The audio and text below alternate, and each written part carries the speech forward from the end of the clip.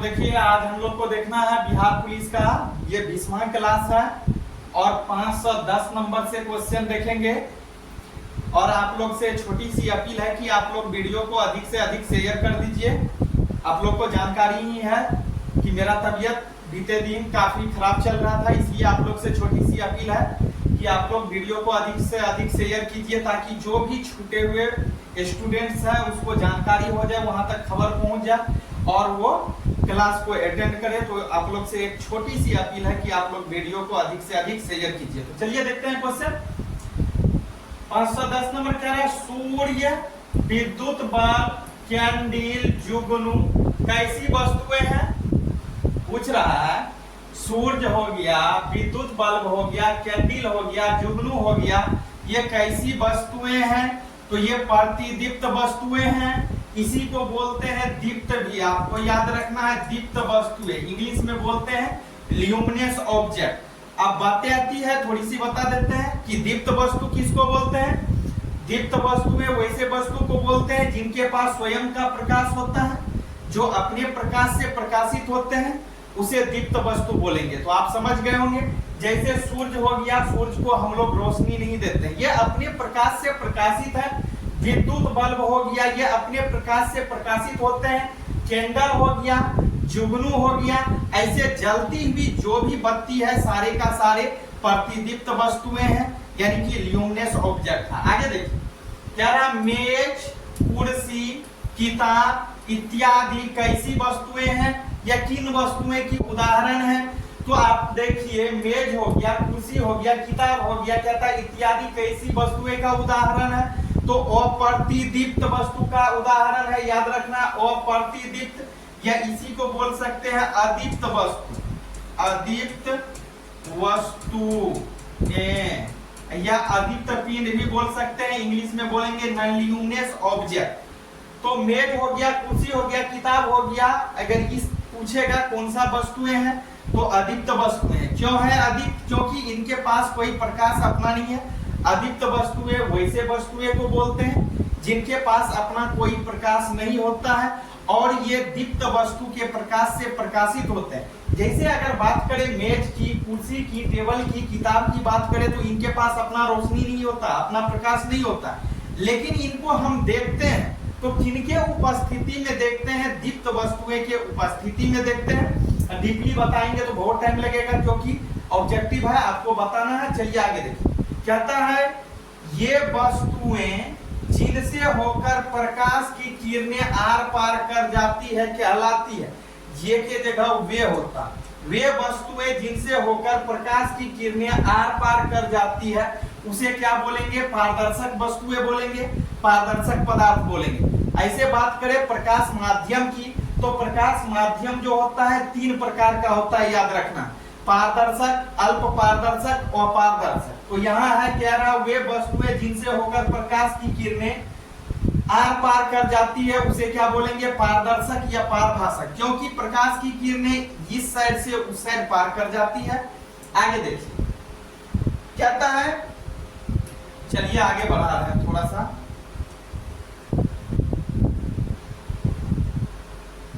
चलिए देखिए क्या रहा, वे वस्तुएं जिनसे प्रकाश की कुछ ही किरणें निकल पाती है कहलाती है। वे वस्तुएं जिनसे प्रकाश की किरणें आंशिक रूप से गमन कर रहा हो, ऐसे वस्तु को कौन सा वस्तु बोलेंगे, आपको याद रखना। ऐसे माध्यम को कौन सा माध्यम बोलेंगे, तो पारदर्शक में बिल्कुल आर पार करेगा। जिनसे प्रकाश की किरणें आंशिक रूप से गमन करेगा, हल्का दिखाई देगा, हल्का दिखाई नहीं देगा, तो उसको क्या बोलेंगे, और पारदर्शक भी नहीं बोलेंगे, क्या बोलेंगे, अल्प पारदर्शक। याद रखना है अल्प पारदर्शक या अल्प पारभाषक पदार्थ बोलेंगे, क्योंकि इनमें प्रकाश की किरणें आंशिक रूप से दिखाई पड़ती है। जैसे तेल लगा हुआ कागज बोल सकते हैं, कोई कागज है, पेज है, उसको बाल से के सिर से रगड़ते हैं, सिर से रगड़ते हैं तो देखते हैं क्या होता है, अपना पिक्चर देखते हैं, थोड़ा दिखाई देता है, थोड़ा नहीं दिखाई देता। इसी तरह से मटमीला पानी में आप अपना फेस देखिए, thोड़ा दिखाएगा, थोड़ा नहीं दिखेगा, मतलब धुंधला टाइप से दिखेगा। आगे देखिए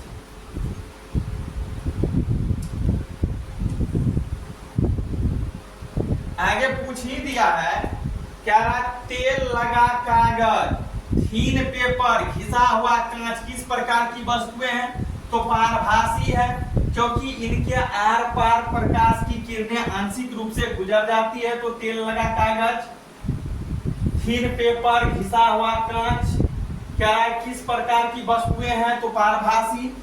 आगे देखिए, कहता है धातु लकड़ी, धातु लकड़ी किस प्रकार की वस्तुएं हैं? तो जो भी धातु है, जो भी लकड़ियां हैं, अपारदर्शक वस्तुएं हैं, क्योंकि धातु के आर पार हम नहीं देख सकते। कोई लकड़ी का डंठल है या लकड़ी का बहुत बड़ा यह है टुकड़ा है, उसके आर पार हम नहीं देख सकते। तो कहता है वही धातु लकड़ी किस प्रकार की वस्तुएं हैं? तो अपारदर्शक वस्तुएं हैं, इनके आर पार हम नहीं देख सकते। आगे देखिए, कहता कार्य स्कूलर, कहता कार्य स्कूलर सिद्धांत किसने दिया? तो कार्य स्कूलर सिद्धांत देने वाले जो वैज्ञानिक थे वह सर आइजैक न्यूटन साहब ने दिए थे। याद रखना है क्या कि कार्य स्कूलर सिद्धांत किसने दिया? सर आइजैक न्यूटन साहब ने दिए थे। कितना ईस्वी में दिए थे? कितने ईस्वी में दिए थे? 1666 ईस्वी में दिए थे। याद रखना है 1666 ईस्वी। चलिए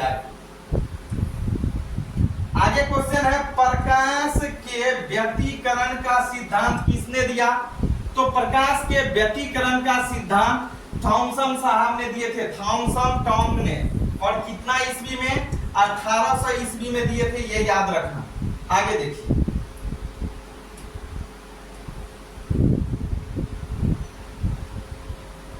आप लोग से छोटी सी अपील है कि पेज को अधिक से अधिक फॉलो कीजिए। अगर YouTube पे देख रहे हैं तो चैनल को सब्सक्राइब कीजिए। कह रहा प्रकाश को अवरोध के किनारे पर थोड़ा मुड़कर उसकी छाया में प्रवेश करने की घटना को कहते हैं विवर्तन बोलते हैं। प्रकाश का विवर्तन याद रखना। आगे देखिए, कहता किस रंग का परिकिरण सबसे अधिक होता है?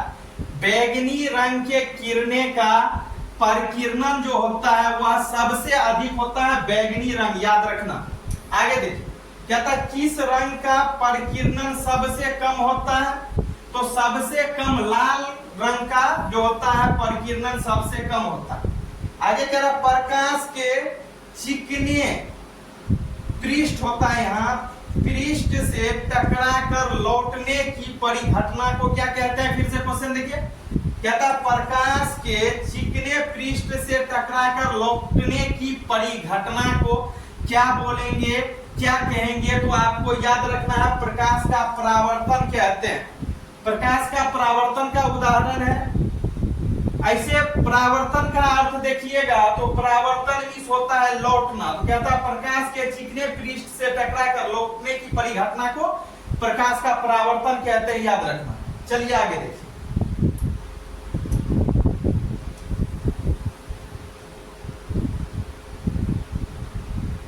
आगे क्वेश्चन आपका है, कह रहा परावर्तन के दो नियम हैं।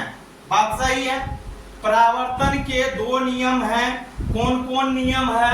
तो आपतन कोण परावर्तन कोण के बराबर होते हैं, नंबर 1। दूसरा, आपतित किरण, परावर्तित किरण तथा आपतन के बिंदु पर डाले गए अभिलंब तीनों एक ही तल में होते हैं।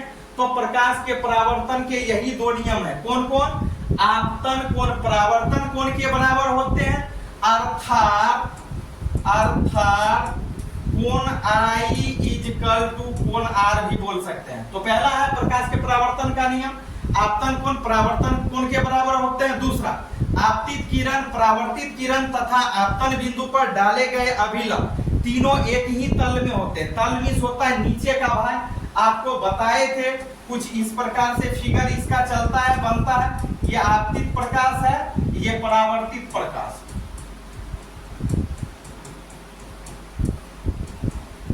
किरण ये हो गया आपतित किरण, ये हो गया अभिलंब, ये हो गया आपका आपतन कोण, आपतन बिंदु, आपतन बिंदु। चलिए, ये हो गया समतल दर्पण। चलिए आगे देखिए, आगे क्वेश्चन आपका दिया हुआ है, आगे क्वेश्चन है, जब चंद्रमा और सूर्य के बीच, कह रहा जब चंद्रमा और सूर्य के बीच पृथ्वी आ जाती है तो कौन सा ग्रहण लगता है? जब चंद्रमा और सूर्य के बीच पृथ्वी आ जाती है तो कौन सी ग्रहण लगती है? तो चंद्र ग्रहण लगती है, याद रखना है चंद्र ग्रहण होता है। कह रहा है समतल दर्पण में प्रतिबिंब कैसा बनता है? यह पूछ देगा कि समतल दर्पण में किस प्रकार का प्रतिबिंब बनता है, यह समतल दर्पण में किस प्रकार के प्रतिबिंब का निर्माण होता है। तो आपको याद रखना है दर्पण के पीछे आभासी एवं वस्तु के बराबर एवं पार्श्व विपरिवर्तन भी होता है। आगे देखिए, कह रहा है समतल दर्पण में वस्तु का पूर्ण प्रतिबिंब देखने के लिए कम से कम कितनी लंबाई की दर्पण होनी चाहिए? तो वस्तु की आधी होनी चाहिए। अगर समतल दर्पण में वस्तु का पूर्ण प्रतिबिंब देखना होगा तो दर्पण की लंबाई जो होनी चाहिए वस्तु की आधी होनी चाहिए। आगे देखिए,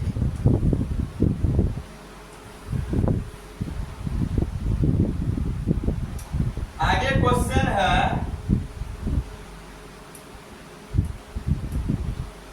आगे कह रहा है दो समतल दर्पण थीटा कोण पर झुके हो। कह रहा दो समतल दर्पण है वह थीटा कोण पर झुके हो तो उसके बीच बने प्रतिबिंब की संख्या क्या होगी?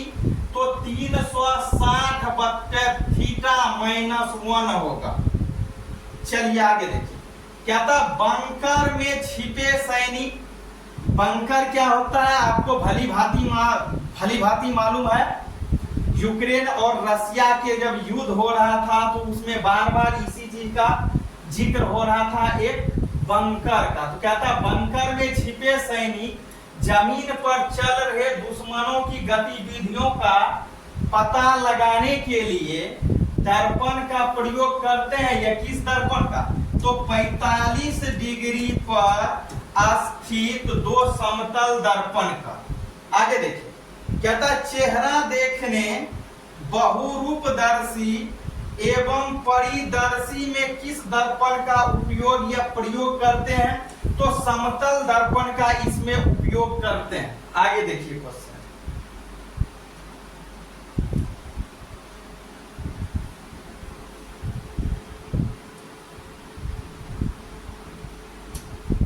आगे क्वेश्चन है समतल दर्पण का वक्रता केंद्र कहाँ स्थित होता? तो समतल दर्पण का वक्रता केंद्र जो स्थित होता है वह दर्पण के अनंत पर होता है। अनंत पर याद रखना, यह अनंत क्या होता है आपको मालूम होगा। कुछ दर्पण इस प्रकार से बना होता है, यहाँ P, यहाँ F, यहाँ C। तो ये जो है कह रहा है क्वेश्चन समतल दर्पण का वक्रता केंद्र कहाँ होता है?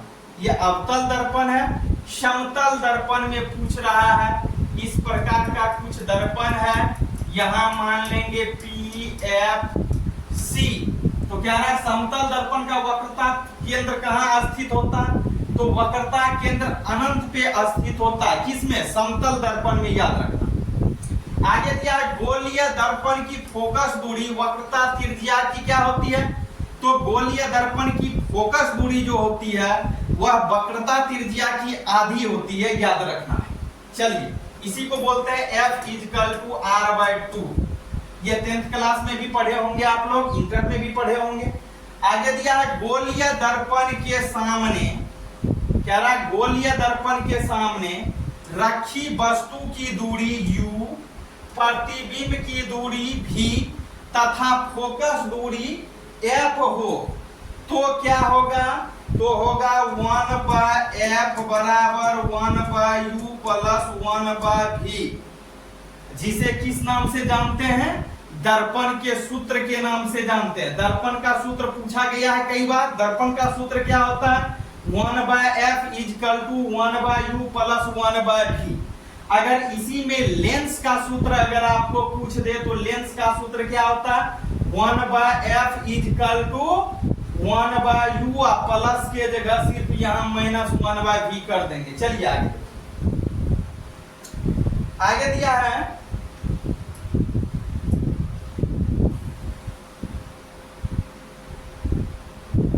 आगे क्वेश्चन है आपका, कह रहा अवतल दर्पण में कुल कितने प्रकार की प्रतिबिंब बनता है। अवतल दर्पण में कुल 6 प्रकार के प्रतिबिंब बनते हैं, याद रखना। अवतल दर्पण में अगर पूछ देगा कुल कितने प्रकार के प्रतिबिंब का निर्माण होता है या कुल कितने प्रकार के प्रतिबिंब बनते हैं, तो याद रखना है 6 प्रकार के प्रतिबिंब बनते हैं, 6। चलिए कह रहा अवतल दर्पण में अनंत पर, अवतल दर्पण में, ये अवतल दर्पण है, अनंत क्या होगा, PFC, ये हो गया वक्रता केंद्र। वक्रता केंद्र से बाहर की दूरी इधर जो भी है सब अनंत। तो कहता है अवतल दर्पण में अनंत पर रखी वस्तु का प्रतिबिंब कहां और कैसी बनती है, तो फोकस पर बनती है और वस्तु से छोटा, उल्टा व वास्तविक बनता है। चलिए आगे, अवतल दर्पण में जब वस्तु को वक्रता केंद्र और अनंत के बीच रखते हैं तो उस समय प्रतिबिंब कहां एवं कैसी बनती है। फिर से देखिए इस क्वेश्चन को, कह रहा अवतल दर्पण में जब वस्तु को वक्रता केंद्र और अनंत के बीच में रखते हैं तो प्रतिबिंब कहां एवं कैसी बनती है, तो प्रतिबिंब फोकस और वक्रता केंद्र के बीच बनेगा, फोकस और वक्रता केंद्र के बीच बनेगा और छोटा एवं वस्तु से छोटा और उल्टा बनेगा। अब वास्तविक, चलिए आगे देखिए।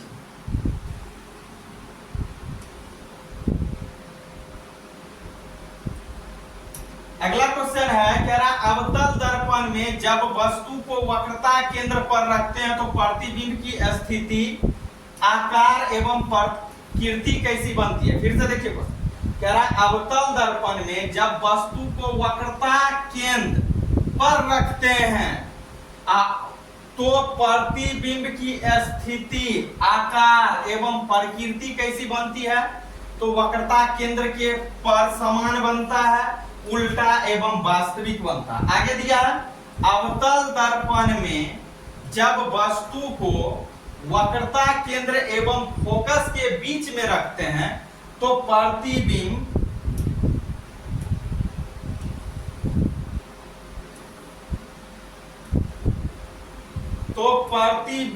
की स्थिति, आकार एवं प्रकृति कैसी बनती है, तो वक्रता केंद्र एवं अनंत के बीच बनती है। याद रखना है, बड़ा, उल्टा एवं वास्तविक बनेगा। आगे दिया अवतल दर्पण में जब वस्तु को फोकस पर रखते हैं, कह रहा अवतल दर्पण में अगर वस्तु को फोकस पर रखते हैं तो प्रतिबिंब की स्थिति, आकार एवं प्रकृति किस प्रकार की बनती है, तो अनंत पर वस्तु से बड़ा, उल्टा एवं वास्तविक बनेगा। आगे देखिए, आगे दिया अवतल दर्पण में जब वस्तु को फोकस तथा ध्रुव के बीच रखते हैं तो प्रतिबिंब की स्थिति, आकार एवं प्रकृति कैसी होती है, तो दर्पण के पीछे बनेगा। याद रखना कहां बनेगा, दर्पण के पीछे, बड़ा बनेगा,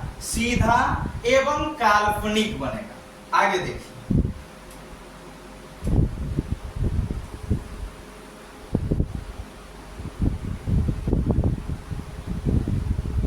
चलिए तो कल से अब होगा, आज 540 तक क्वेश्चन देख लिए, कल होगा 541 से। और आप लोग से छोटी सी आग्रह है, अपील है कि आप लोग वीडियो को लाइक और शेयर कीजिए। अगर आप YouTube पे देख रहे हैं तो जरूर से जरूर आप सब्सक्राइब कीजिए। चलिए।